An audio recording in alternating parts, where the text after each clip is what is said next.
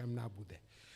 خیلی خوشحالم که با شما هستم. امروز با همدیگه خداوند رو پرستش میکنیم و یکی از دعاهای من اینه که بیشتر و بیشتر در خدمت شما عزیزان باشم و اینطور که معلومه با توجه به وضعیت جسمانی من هم که شده انگاری که قراره که بیشتر در پیش شما باشم تا در جاهای دیگه.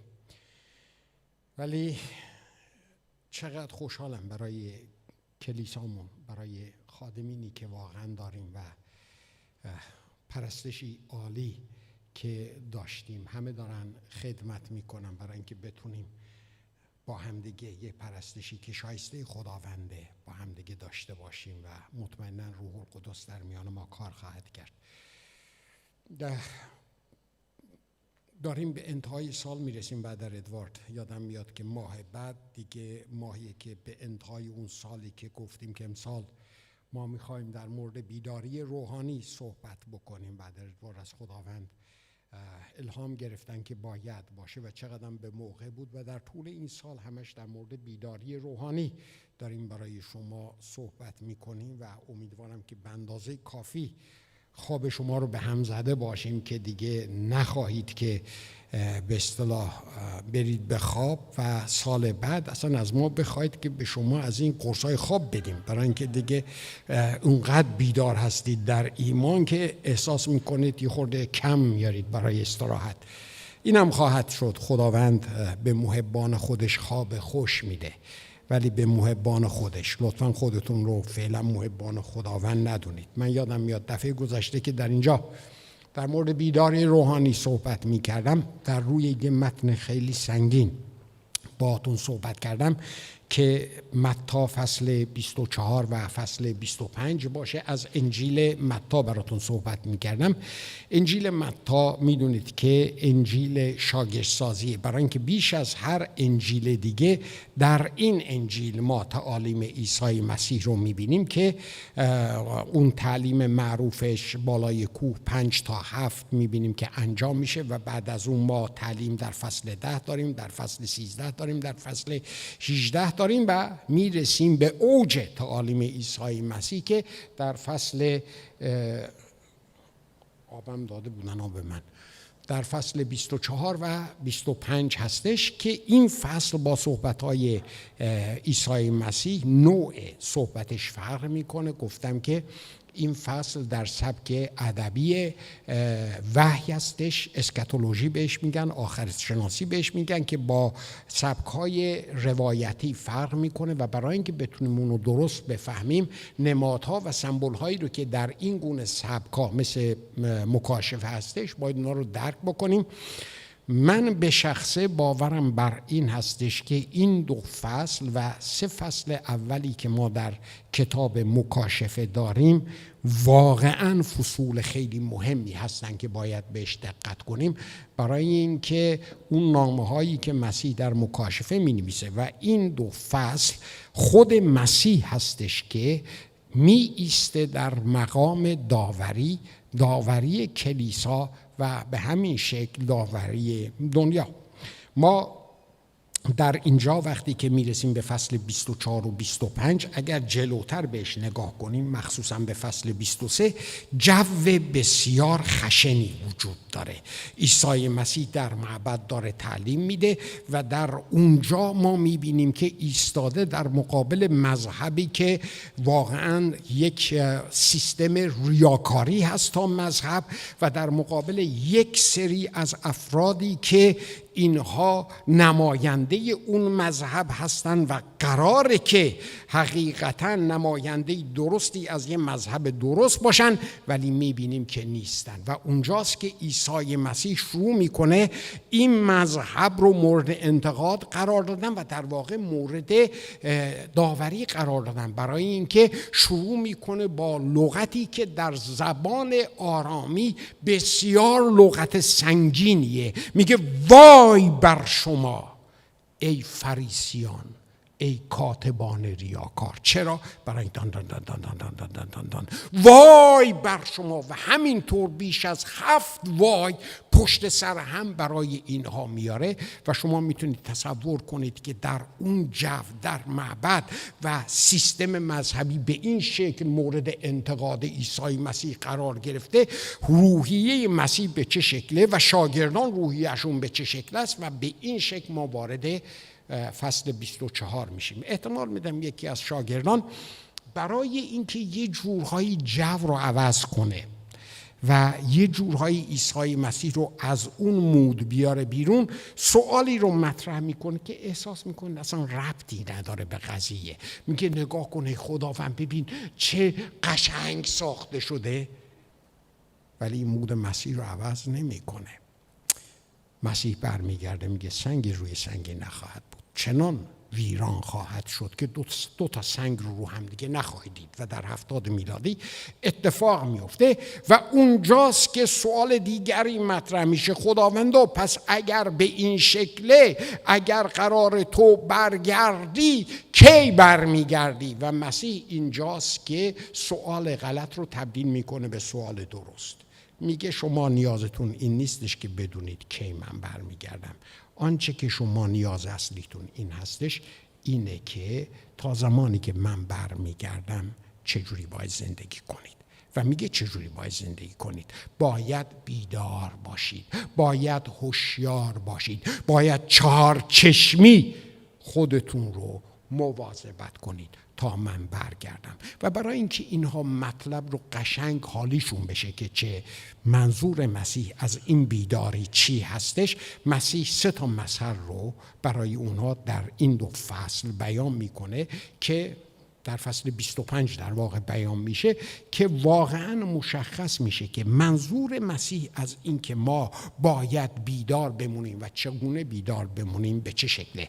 اولین مثلی که بود مثل 10 باکره بود که در اون مثل 10 باکره میبینیم که مسیح مطرح میکنه که شما احتیاج دارید برای اینکه بیدار بمونید، چیزی شما رو به خواب نبره، پر از روح القدس باشید.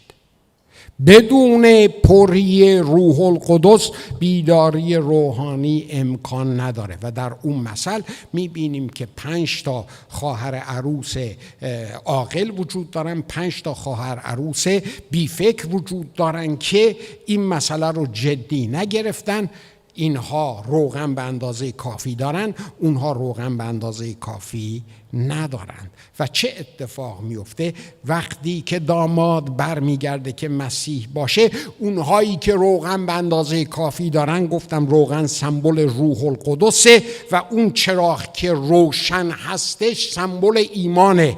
ایمان بدون پری روح القدس به هیچ عنوان قوتی نخواهد داشت، روشنایی نخواهد داشت. برای اینکه ایمان ما بتونه دنیای تاریک رو روشن کنه، احتیاج داره که از پری روح القدس قوت بگیره.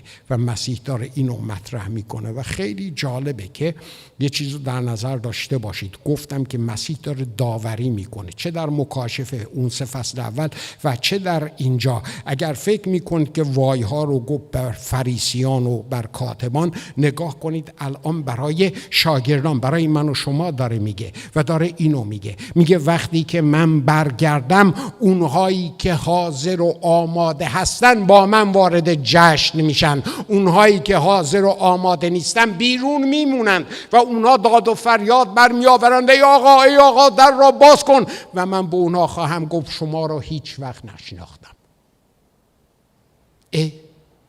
ما فکر میکردیم مسیح، فیض، ما نجات پیدا میکنیم، ما اله میکنیم، ما بله میکنیم. ببینید عزیزان، فیض زمانش مشخص است، تا به ابد فیض وجود نداره. وقتی که داوری شروع بشه فیض تموم شده دیگه. اون موقع دیگه روی فیض خدا نمیتونید حساب کنید، برای اینکه فرصت تموم شده دیگه. اونها میبایست پر می بودن از روغن. و مسیح در اونجا داره میگه که میدونید چیه؟ اولین آمادگی اینه، از درون باید آماده باشید. از درون. چیزی که افراد نمی بینند. ما میتونیم با همدیگه بیایم اینجا ادای مسیحیان رو بازی کنیم، فیلم با همدیگه بازی کنیم، هاللویا و آمین ها ماشاءالله به همدیگه بگیم و فکر کنیم که اوکی هستیم. ولی مسیح داره درون رو نگاه میکنه. مسیح درون رو میبینه. این که من پر از روح القدس هستم یا نیستم، یکیش من خودم میدونم، یکیشم مسیح داره اونو میبینه. بنابراین اگر میخوام که پشت در نمونم، و خوبی قضیه اینه که مسیح نگفت کی میاد و دائم گفت مثل دزد در شب شما نمیدونید من کی خواهم اومد. بنابراین باید اینطور فکر کنید ممکنه مسیح نیم ساعت دیگه بیاد. آیا این ایمانی که منو در اینجا نشونده اون شعله آتشش از رو پری روح القدس هستش، یا دارم ادای یک چراغ نورانی رو بازی میکنم؟ چون ممکنه نیم ساعت دیگه برگرده و وقتی برگرده کجا خواهم بود؟ در داخل یا در بیرون؟ مثل اول اینو میگفت و مسیح برای اینکه مطلب دیگه‌ای رو در امر بیداری به اونها آشکار کنه، اول از درون باید ما آماده باشیم. دوم یه مسئله دیگه میاد. زیرا چنان که مردی عازم سفر شده غلامان خود را صدا کرد و اموال خود را به ایشان سپرد. یکی را 5 قنطار و دیگری را 2 و سومی را 1 داد، هر یک را فراخور قابلیتش. و بیدرنگ عازم سفر شد. پس آنکه 5 قنطار گرفته بود رفته با آنها تجارت نموده 5 قنطار دیگر سود کرد و همچنین صاحب 2 قنطار نیز 2 قنطار دیگر سود گرفت. اما آنکه 1 قنطار گرفته بود رفته زمین را کند و نقدینه آقای خود را پنهان نمود. بعد از مدت مدیدی آقای آن غلامان آمده از ایشان حساب خواست. پس آنکه 5 قنطار یافته بود پیش آمده 5 قنطار دیگر آورده گفت آقا 5 قنطار به من سپردی، اینک 5 قنطار دیگه سود کردم. آقای او به وی گفت آفرین ای غلام نیکو و وفادار، بر چیزهای کم امین بودی، تو را بر چیزهای بسیار خواهم گذاشت. به شادی آقای خودت داخل شو. و صاحب 2 قنطار نیز آمده گفت ای آقا 2 قنطار تسلیم من نمودی، اینک 2 قنطار دیگر سود یافتم. آقایش وی را گفت آفرین ای غلام نیکو و وفادار، بر چیزهای کم امین بودی، تو را بر چیزهای بسیار میگمارم، در خوشی آقای خود داخل شو. پس آنکه 1 قنطار گرفته بود پیش آمده گفت ای آقا چون تو را میشناختم که مردی تندخو می باشی، از جایی که نپاشیده ای میدروی و از جایی که نیفشانده ای جمع میکنی، پس ترسان شده رفتم و قنطار تو را زیر زمین پنهان کردم، اینک مال تو موجود است. آقایش در جواب وی گفت ای غلام شریر تنبل. اون باکره ها را اگر یادتون باشه ما در ترجمه نوشتیم نادان. در زبان یونانی نادان نیست، قوی تر از اینه، احمق. حالا اینجا هم در نظر داشته باشید ای غلام شریر تنبل، دانسته ای که از جایی که نکاشتم درو میکنم و از مکانی که نپاشیدم جمع میکنم. از همین جهت تو را لازم می بود که نقدینه مرا به صرافان بدهی تا وقتی که بیایم مال خود را با سود بیابم. همکنون آن قنطار را از او گرفته به صاحب 10 قنطار بدهید، زیرا به هر که دارد داده شود و افزونی یابد و از آن که ندارد آنچه دارد نیز گرفته شود. این یه تیکش.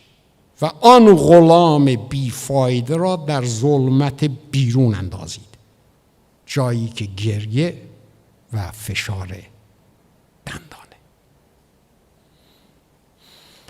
سخت نه از دهن مسیحی که فیض فیض فیض فیض، ولی گفتم وقتی که داوری بیاد انتهای فیضه، برای اینکه زمان تموم شده. در مسئله 10 باکره آمادگی درونی مطرح بود. ولی در این مثل امروز حالا مسیح انگشت میذاره بر یه چیز دیگه که کاملا به آمادگی درونی مربوطه و اون هم جنبه عملی این آمادگیه و مطرح میکنه که تو در رابطه با آن چیزی که گرفتی به چه شکل عمل کردی یا به چه شکل عمل میکنی. چقدر جالبه. در رابطه با چیزی که گرفتی. این افراد در رابطه با چیزایی که گرفته بودن عمل کرده بودن. بعضی وقتا سوال اساسی اینه اصلا چیزی گرفتی؟ بعضی وقتا چیزی نگرفتیم و تازه ادای افرادی رو در میاریم که انگار چیزی گرفتیم. اون داستانش یه داستان جداگونه‌ایه. نمادها در این مثل چیا هستن؟ این وسط دیگه راحته. ما اینجا ارباب رو داریم که سفر کرده و 3 غلامای زیادی داره. حالا این 3 غلام رو در اینجا مسیح داره مثل میاره. نگاه کنید ببینید چه اتفاق میفته. ارباب دارایی خودش رو میسپاره به این غلامان. ارباب اون چرا که داره و نداره داره میسپاره به این غلامان با یک وعده: من میرم سفر و برخواهم گشت. در طول این مدتی که من میرم سفر و برخواهم گشت، اینهایی رو که به شما دادم برید با اونها کار کنید. این انتظاریه که این ارباب داره. مسیح خودش رو به عنوان این ارباب داره تصویر میکنه. اون غلامانی که اونجا هستن اینا کیا هستن؟ اینا من و شماها هستیم. اون غلام هایی که واقعا ارباب اموالش رو به اونها سپرده، قندهارها سپرده، عطایا سپرده، فرصتها سپرده، زمان به ما سپرده، پیام انجیل رو به ما سپرده که بریم و اون رو به کار بگیریم تا مطابق اراده اربابمون براش سود حاصل بیاریم. پولس یه لغت آیه جالبی داره. میگه هر کسی میخواد در مورد ما فکری بکنه، در مورد ما اینطور فکر کنه: آقا ما وکیلان هستیم، ما مباشران هستیم. منظور پولس میدین چیه؟ میگه که اینا مال ما نیست، اینا مال یکی دیگه است. ما صرفاً افرادی هستیم که به ما اعتماد شده و به ما سپرده شده. بنابراین از ما اولین انتظاری که میره اینه که امین باشیم، وفادار باشیم. این اون چیزی که پولس داره مطرح میکنه در اول قرنتیان و مشخص میکنه که صاحب کی هست. دومین نماد در اینجا ما 3 غلام داریم. 2 غلام میگه آفرین ای غلام نیکو و وفادار، ولی یه غلام دیگه تبدیل میشه ای تنبل شریر. غلام اول 5 قنطار گرفته بود، 5 قنطار دیگه سود میاره. غلام دوم 2 گرفته بود، 2 دیگه به دست میاره. یادتون هستش که به هر کدوم از اینها بر اساس قابلیتش داده شده. ارباب میدونه که این 5 قنطاریه قابلیت اینو داره که با این 5 قنطار کار کنه. به 2 قنطاریه میدونه که این بابا قابلیت این 2 قنطار رو داره. به این یکی این بابا قابلیت 1 قنطار رو داره. یعنی بر اساس قابلیتشون هستش که ارباب داره این قنطارها رو به اونها میسپاره. غلام سوم 1 قنطار گرفته و این غلام از ترسش میره اونو در خاک پنهان میکنه، کاملا امانت داری میکنه.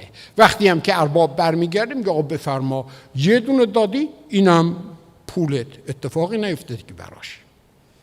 ولی وقتی که برگردیم و به عملکرد این غلامان نگاه کنیم، حقایق عمیقی آشکار میشه که در واقع اون حقایق عمیق خود ما رو هم در مقابل چشم ما میذاره.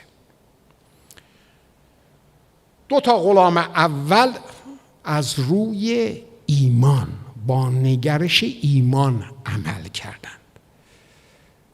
اونی که 2 قنطار گرفته بود نگفت به حسنی 5 داد، به من 2. ای کاش اون 5 رو به من داده بود، چرا به من 5 رو نداد؟ نه، این کار نکرد. نگاه کرد، آقاش 5 داد، دمش کرد. به من 2 داد، دمش کرد. نگاه کرد به این که ازش چه انتظاری میره.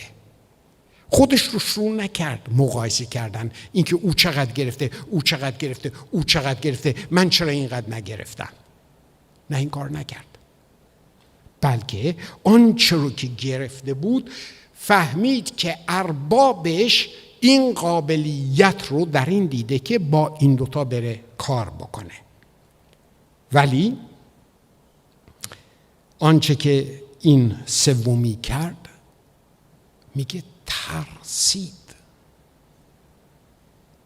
و رفت قایم کرد. ترسید. و این ما رو به یاد این آیه میندازه در تیموتائوس که میگه که خدا روح جبن، روح ترس رو به ما نداده.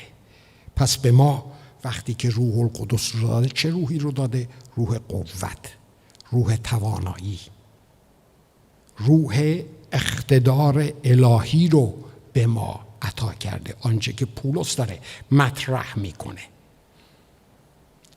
عکس العملی که این 2 غلام با هم دیگه داشتند، 2 غلام اول خیلی جالبه. نگاه کردند و مشخص بود که اعمالشون بر این استواره که اینها از درون آمادند. اگر فرد از درون آماده نباشه، اگر فرد زندگی نداشته باشه که هر روز در پری روح خدا داره صورت میگیره، مطمئناً آن رفتاری که این 2 غلام داشتند نخواهد داشت. در آنچه که خداوند به اینها سپرده به شکل درست عمل نخواهد کرد. اینها از درون کاملا آماده بودند. اینها روغن پر داشتند. ایمانشون نور واقعی رو داشت و چون اینها از درون آماده بودند، آن هدیه، آن عطایی رو که خداوند به اینها داد که اون رو به کار بگیرند، اون رو به درستی به کار گرفتند. از پری خدا برخوردار بودن. اینا میدونستن از خداوند چی گرفتن و میدونستن که این رو واسه چی گرفتند. ولی سومی همون فرصت ها رو که اون 2 نفر داشتن داشت، ولی رفت قنطارش رو پنهان کرد. چرا رفت قنطارش رو پنهان کرد؟ در حرفاش مشخصه. ببینید چی میگه. میگه ای آقا، دانستم تو مردی سخت هستی، تندخو هستی، برای همینم ترسیدم و رفتم و قنطار تو را در زمین قایم کردم. چرا این بابا ترسید؟ ریشه ترس این بابا کجا بود؟ کاملا مشخصه. این بابا تصویر درستی از آقای خودش نداشت. تصویری که از آقاش داشت، تو فرد تندخو هستی، تو فرد سخت هستی، از جایی که نکاشته ای از اونجا برداشت میکنی، از جایی که سرمایه گذاری نکردی میخوای سود برداری، برای همینم ترسیدم. این شناختی که این بابا از ارباب خودش داره که کاملا تصویر غلطیه، رفتارش بر اساس شناخت غلطیه که از این آقای خودش داره. چرا؟ برای این که اگر شناخت درست می داشت مثل آن 2 غلام دیگر، اون موقع ترس بر وجودش حاکم نمی شد، در محبت عمل می کرد. و اینجاست که ما به اون داستان همیشگی و مشکل همیشگی میرسیم در رابطه ایماندار با عیسی مسیح. برای اینکه محبت درست از شناخت درست به وجود میاد که این بابا نداشت. ولی چرا این شناخت درست درش وجود نداشت؟ برای اینکه شناخت درست در رابطه دو طرفه حاصل میشه. در رابطه دو طرفه، رابطه دو طرفه با عیسی مسیح فقط و فقط از طریق روح القدس و پری روح القدس ممکن هست. بدون پری روح القدس، بدون اینکه روح خدا در ما باشه، ما نمیتونیم با خدا در رابطه دو طرفه باشیم. او بگه ما بشنویم، ما بگیم او بشنوه، و در این رابطه دو طرفه او رو به درستی و به عمیق‌تر و عمیق‌تر و عمیق‌تر بشناسیم و این شناخت عمیق در ما محبت ایجاد بکنه. حالا فهمیدید مشکل دین و مذهب کجاست؟ مذهب نمیتونه بین انسان و خدا رابطه محبت آمیز به وجود بیاره. چرا؟ برای اینکه مذهب نمیتونه خدا رو به انسان آنطور که خدا هست بشناسونه. هیچ وقت هم ادعا نکرده که تو میتونی خدا رو بشناسی. اسلام هیچ وقت ادعاش بر این نیستش که تو در اسلام قادر به شناخت خدا خواهی بود. نه، خدای عزوجل بزرگ و بالای اون بالا بالا بالا بالا هاست و تو گناهکار پست بدبخت بیچاره این پایین پایین پایینا هستی. بزرگترین کاری که تو میتونی بکنی این هستش که اطاعت بکنی از اون چه که پیغمبرش میگه. شاید اون هم قرانتی نیست، شاید وقتی که اعمالت درست باشه و سر اون پل معروف بری و بتونی از روش رد بشی، شاید وارد بهشت بشی. تازه بهشت هم که بشی باز خدا رو نمیشناسی. در اونجا صرفا تمامی اون چیزایی که اونجا وجود داره پاداش مؤمنانه، ولی باز خدا رو نمیشناسی. پس آنچه که باقی میمونه در این رابطه که اسمش رو نمیشه گذاشت، در این مسئله‌ای که وجود داره، من به عنوان انسان، او به عنوان خدا، این هستش که من باید مثل نوکر ازش اطاعت کنم و تنها انگیزه‌ای که در من وجود داره که ازش اطاعت کنم ترس از مجازاته. آنچه که این بابا داره میگه، ترسیدم. تصویری که این شخص داره از ارباب خودش، ارباب تندخوه، اربابیه که فقط حساب میخواد و اگر حسابت این ور اون بر بشه پدرتو در میاره. پس رفته اون قنطار رو قایم کرده، بفرما ببین یه دونه دادی، کاملا اصلا شکل و شمایلش هم خودشه.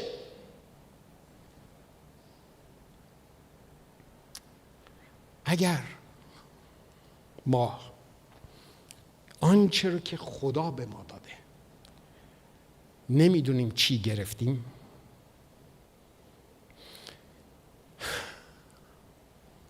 و نمیدونیم باش چی کار کنیم، به این معنی هستش که در رابطه درست با خدا نیستیم. راه دیگری وجود نداره، دلیل و انگیزه دیگری وجود نداره. و عزیزان من بذارید بهتون بگم، من و شما در این خطر بیشتر از این خارجی ها هستیم که به دام این شریعت گرایی بیفتیم. به جای اینکه با خدا از طریق مرگی که عیسی مسیح روی صلیب انجام داده و این پری روح القدس که در ما به عنوان هدیه خدا ساکنه، باهاش در رابطه دو طرفه باشیم، اونو تبدیلش کنیم به مذهب، تبدیلش کنیم به شریعت، تبدیلش کنیم به این که من چه کار بکنم، من چه کار نکنم، تبدیلش کنیم به این که آیا من بالاخره مسیح که بیاد آیا من میرم بهشت. وارد شریعت بشیم.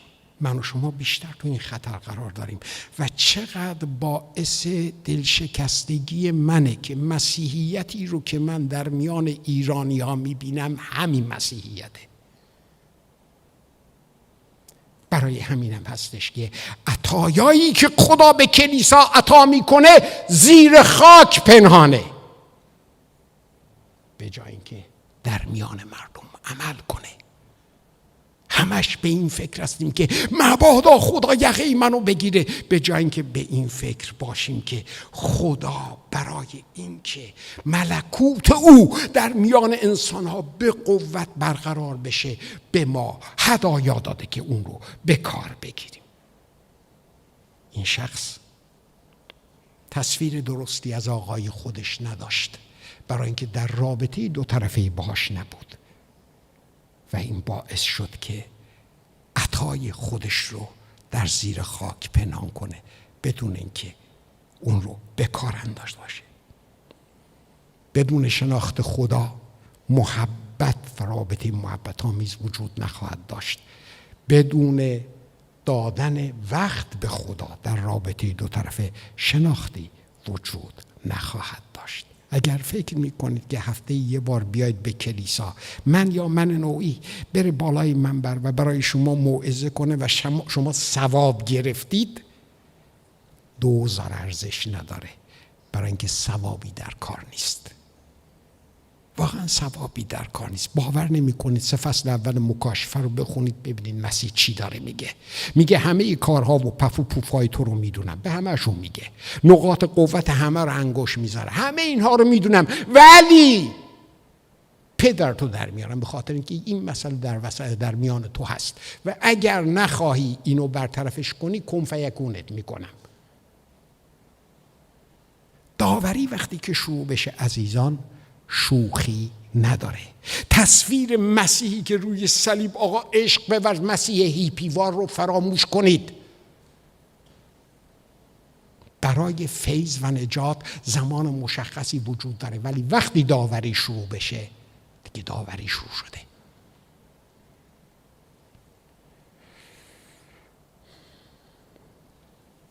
نوکر سوم آماده نبود، برای اینکه از درون آماده نبود و چون از درون آماده نبود نتونست آنچه رو که خدا بهش داده به کار بگیره.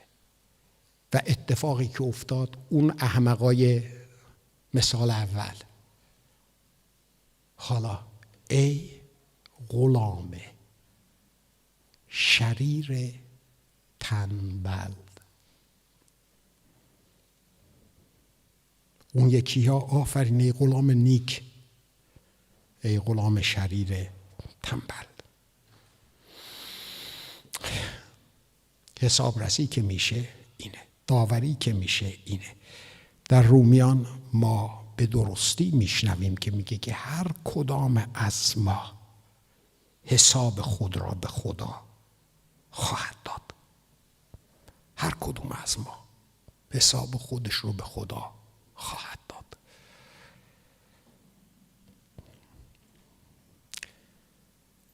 ما با 3 سوال روبرو هستیم از اینجا که در این وقت باقی مونده میتونم بهتون بگم که باید این رو از خودتون سوال کنید. 1، خدا چه چیزهایی رو به شما سپرده؟ ببینید خدا چه چیزهایی رو به شما سپرده، نه اینکه شما فکر میکنید که خدا اینو به من سپرده. نه، واقعا خدا چه چیزهایی رو به شما سپرده. بسیاری از مواقع افراد یک سری چیزها رو دارن مطرح میکنن که خدا به من سپرده که من کاملا دارم میبینم که نه، خدا نسپرده. اول باید بشینید فکر کنید خدا به شما چه چیزی رو سپرده.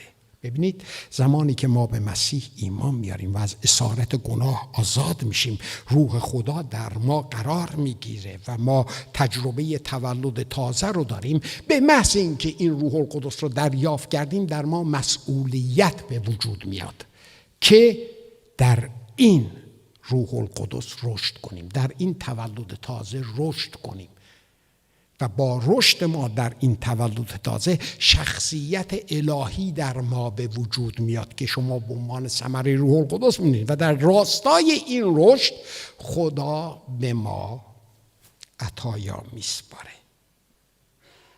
به این شکل صورت میگیره. خدا بر اساس قابلیت‌های ما به ما عطایا میسپاره. عطایی از عطای دیگه برتر نیست، بلکه همه عطایا برای اینه که خدا به اون هدف عالی خودش برسه. عطایا برای اینه که به کار گرفته بشه برای کلیسا، نه برای شخص خود فرد، بلکه برای کلیسا به کار گرفته بشه. بنابراین این که ما این عطایایی رو که داریم چطور داریم به کار میگیریم بستگی به این داره که آیا از درون آماده هستم. آیا از درون آماده هستم؟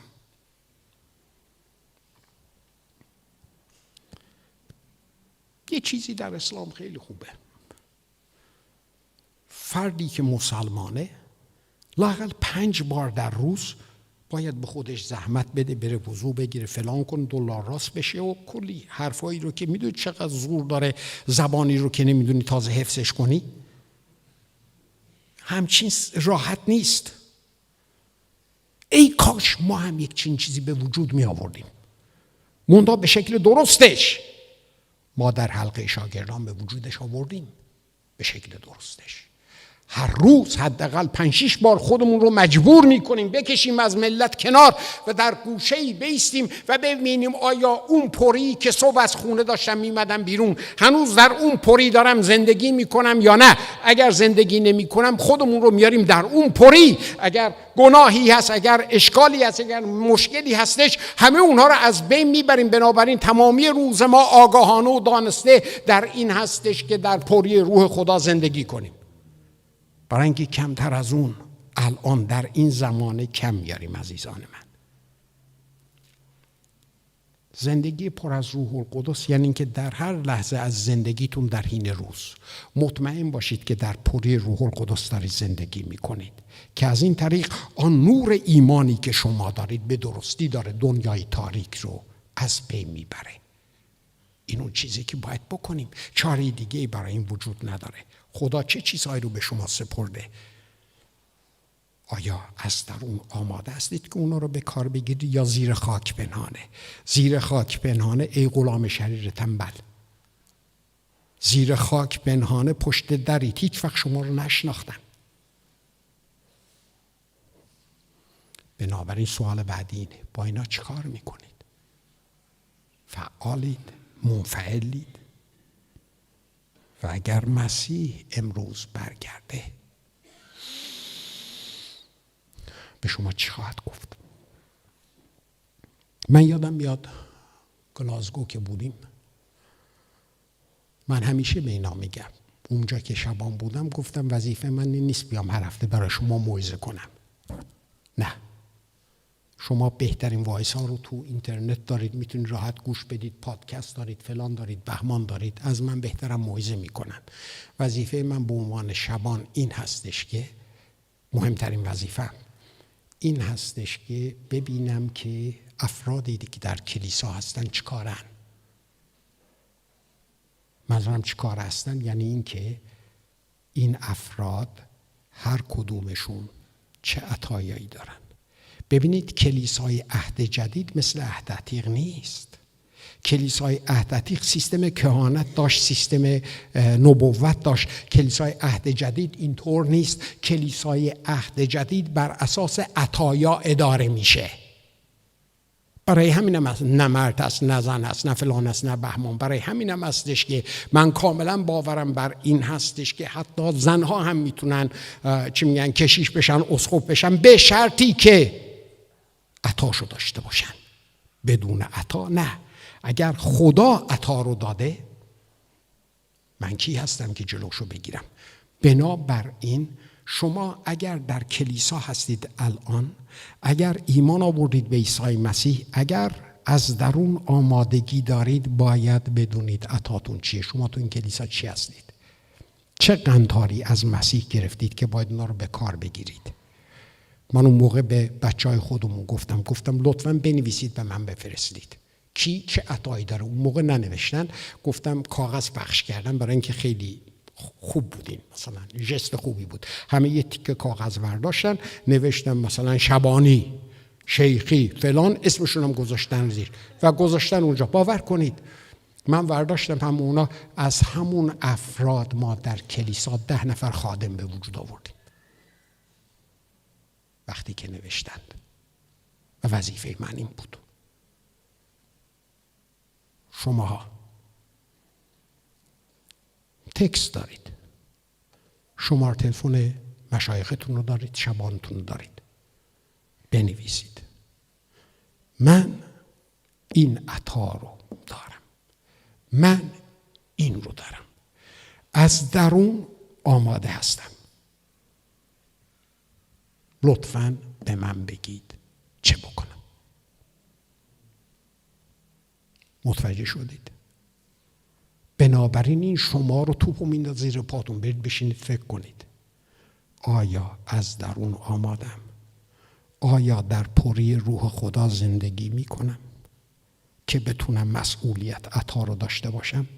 اگر به این شکل، اون موقع رهبران کلیسا شما رو کمک میکنند که یاد بگیرید چجوری عطاتون رو به کار بگیرید که زیر خاک پنهان نمونه، که بعداً از دهن خداوند نشنوید که ای غلام شریر تنبل.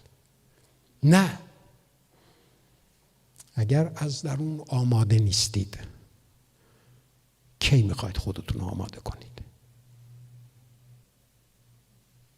میخواید فقط یه عضو کلیسا باشید، برید بیاید؟ نکنید این کار رو. باور کنید نکنید این کار رو، وقت خودتون دارید تلف میکنید. یک چنین مذهبی از مذهب قبلی که توش بودید چاخان‌تره. نکنید این کار رو، وقتتون رو تلف نکنید. به اندازه کافی برای حسین و نقی و طریقی سینه زدید، دیگه به این شکل در راه کلیسا خودتون رو خراب نکنید. من واقعا جدی میگم بهتون، برای اینکه شما دعوت شدید به اقتدار، دعوت شدید به قوت، دعوت شدید به پری روح القدس، دعوت شدید به اینکه اراده خدا رو در زندگی مردم جاری کنید. ببینید ما همین امروز برای 2 نفر که سرطان دارن دعا کردیم. وقتی دعا میکنیم آسمان میشنوه و اگر آسمان میشنوه باید شفا جاری بشه. دعوت شدیم برای این، دعوت نشدیم بیایم مذهب بازی بکنیم. بنابراین اگر از درون آماده هستید هاللویا، ولی اگر از درون آماده نیستید، زندگی پر از روح القدس را ندارید، اگر میخواهید داشته باشید بیاید بپرسید چجوری، اگر نمیخواهید داشته باشید دیگه کلیسا نیایید. برای اینکه من نمیخوام مسئول این قضیه باشم.